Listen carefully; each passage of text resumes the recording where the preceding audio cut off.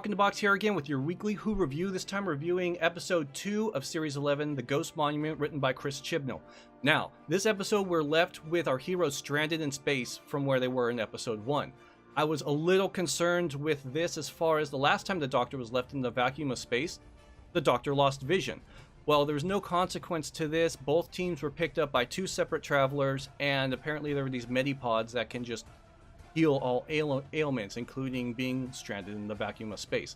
Granted, we don't know how long they were stranded there, but still, that was one thing that stuck out to me at the beginning of this episode, being that we've seen the Doctor and humans potentially stranded in space before. Carrying on, we find out both of these individuals that are piloting ships are on this big race. They're searching for this planet called Desolation, where the TARDIS supposedly landed on. Unfortunately, the planet was stranded and left out of orbit. Why it was out of orbit, who knows? Maybe it was catastrophic, maybe it was planned, maybe somebody moved it. It kind of reminded me of the old Davros plotline in series 4, where he was trying to create the reality bomb with the planets. I know that's not going to be the case, but there are a lot of these things that are calling back to old seasons that I'm seeing throughout this season so far. They meet the man in the tent who's running the race. He's not there, kind of like a space Wizard of Oz, the wizard, so to speak, because he just wants to run everything and stay behind the scenes. So they're stuck on this planet. They can't travel at night. Everything will kill them unless it's sand, because sand doesn't kill people on this planet, apparently. And it's, I'll be up front. This storyline was not as entertaining as the completion of episode 1. The idea of this episode was there. I liked the suspense in it. It kept me engaged through the episode, but upon completion, I didn't have the same feeling as I did with episode 1. This could be a filler episode, because we do have those in all seasons, but having it this early on, it was a little bit of a fall down from episode 1. I do know that some people felt that way in series 9 with Into the Dalek after 12 recently regenerated, but this is mine in series 11. The planet was interesting. It was desolate. There was nobody there. There are these bandages that can apparently read your mind and strangle you to death, but only at night. I don't know why it's only at night. Maybe because it's scarier. Maybe they're solar powered. I guess they have to sit and charge in the sun during the day. Who knows? But it was kind of weird, kind of interesting. And then we also have calls back to the Stenza from episode 1. I liked the Stenza in episode 1, but if the Stenza is going to be the overall baddie through series 11, I'm not sure if I'm on board just yet. That's me preemptively saying that, because I could change my mind later on and say this is the greatest thing that's ever happened to Doctor Who. Who knows? We're only in episode 2, and episode 1 left me on kind of a high, so I'm kind of just probably falling down from that, because I'm comparing Chibnall's writing in episode 2 to what happened previously in episode 1. There were a lot of things I did like about this episode. I liked the camaraderie with people. I liked how everyone was working together. I like how the Doctor was kind of losing hope at the end of the episode, and the companions were the one that were driving the Doctor, like, hope is there, hope is coming, we can do this. And then the TARDIS shows up, and of course, what's the TARDIS do? It's a symbol of hope. It kindles, it re-sparks that hope in the Doctor, and everything just comes together. As much as the Doctor is the hero and main character of this episode, it's almost like the Doctor feels stranded without the TARDIS. And we're coming to terms with a lot of that. The Doctor just coming to their own. The first episode, no Sonic, no TARDIS. This episode, no TARDIS. Trying to deal with things without having all the utilities that the Doctor has had at their disposal before. And I admit, I really like that, and I hope they kind of drive on that also. The Doctor just learning to fend for themselves, learning to adapt and not always rely on, oh, universal screwdriver, or, oh, let's go into the TARDIS. I like that that's there. And I like that the companions are all on board and driving the Doctor to help them and help each other.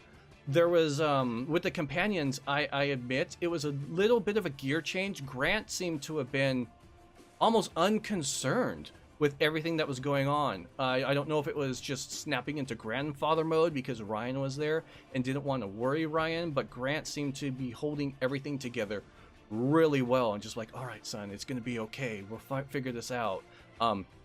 Really just being that father figure to everyone that's on the show. And I really like Grant. I miss myself some Grace. You all know I love me some Grace, but I really do like Grant. And I like Ryan's character, and I like Yaz as well. I'll admit, it was funny when 13 forgot that Yaz was there, and I could really see 12 doing that scene. There's still those drawbacks where I can see 13 saying lines that 10's gonna say or 11's gonna say, or in this case even 12. But Jodie is still doing a really good job of portraying the Doctor overall, and I'm enjoying her Doctor. There are little things I can nitpick. It's taken me a little bit to get used to her accent, which isn't anything wrong at all. It's just I've been accustomed and used to a Scottish accent for the past 3 seasons, and I really liked that sound for the Doctor. Now her accent's a little different. There's nothing wrong with it. It's just taken me a bit to get used to. The other thing is the over-exaggeration of certain actions.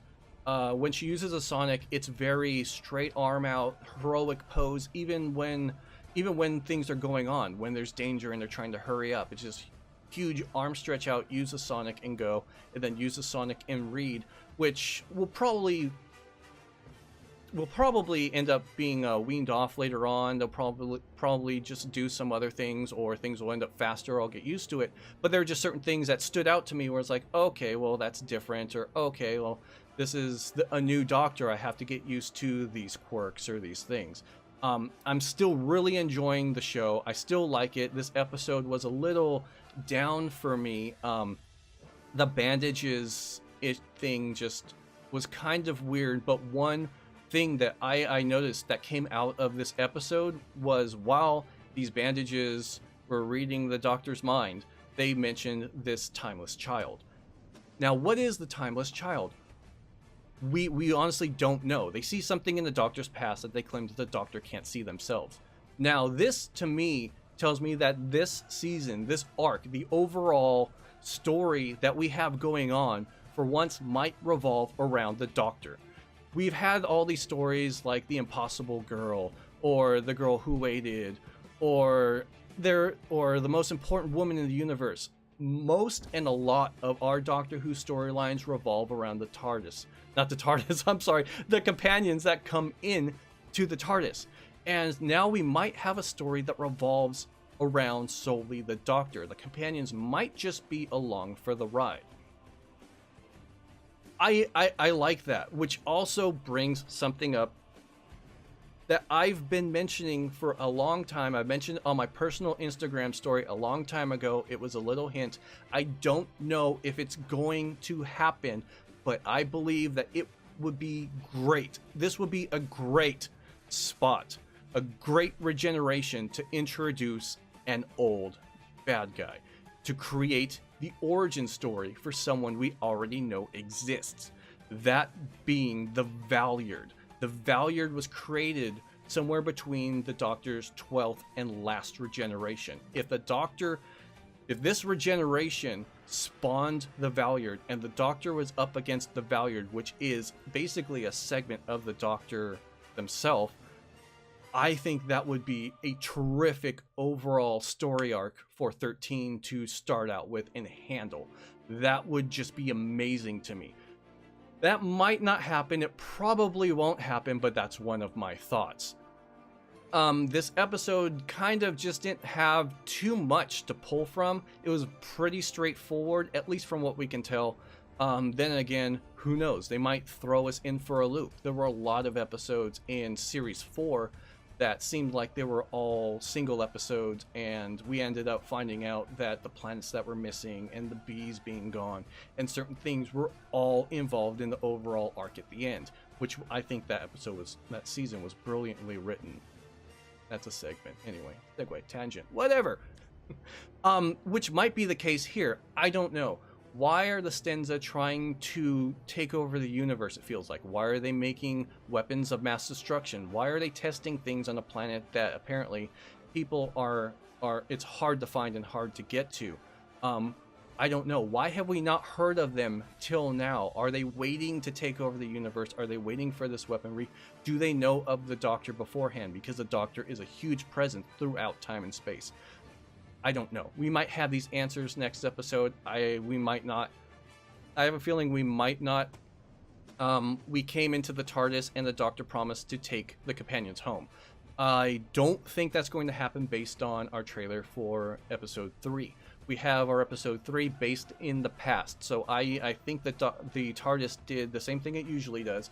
They tried to go home, and they walk out of the TARDIS, and they're in some other time or place. This time on Earth still, but it's missed by a couple decades. I think this episode coming up is going to be really interesting. I'm excited for it. You have people in history, and people in history in Doctor Who is always something that's really entertaining to me. When you have Churchill or Van Gogh or this time Rosa Parks, who knows who we're going to run into, and I'm really enjoying that. Now let's talk about the TARDIS. The TARDIS is brand new. The whole interior is just completely redone, and I actually like it, but I dislike it at the same time. It's just getting used to it, I think, is what it is. I really enjoyed 12's TARDIS. I loved the openness, I loved the books, I loved everything about it, but I do really like the design of this TARDIS. I like the console, I like the clock, like look at the clockwork gears on the walls. I like it, but I'm struggling to figure out how they're going to handle the angles in here. Those crystal pillars are pretty close together and they're really thick. We won't have like the open angles like we had before, or if we do, we're going to have those pillars in the way. They're really cool, they're really pretty, they're really interesting. I'm just wondering how it's going to look overall, because the way they're going to film inside there is going to have to change, and I'm wondering how they're going to handle that. I'm actually excited for it, but I also know that might change the feeling, at least for me, inside the TARDIS room. A lot of the TARDIS is just stuff for Jodie to have hands on, and I saw that partly in a little behind the scenes clip where they didn't have any keyboard, they didn't have anything. It's all interactive stuff where Jodie can pull a lever or push this not keyboard button, but like a button, or turn a knob, which is kind of cool, but I'm wondering how that's going to act overall as well, because I'm used to almost all the TARDISes having some type of input interface as far as input and destination and having a screen, and so far I haven't seen a screen so far.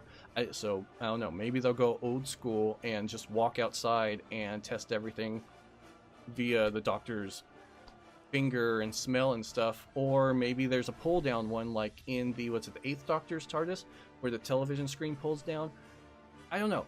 So we have very few answers out of this episode and a lot of questions so far. We're only 2 episodes in, but anything can still happen. So please, tell us, what do you think? How do you feel about the new TARDIS console? How do you like the interior?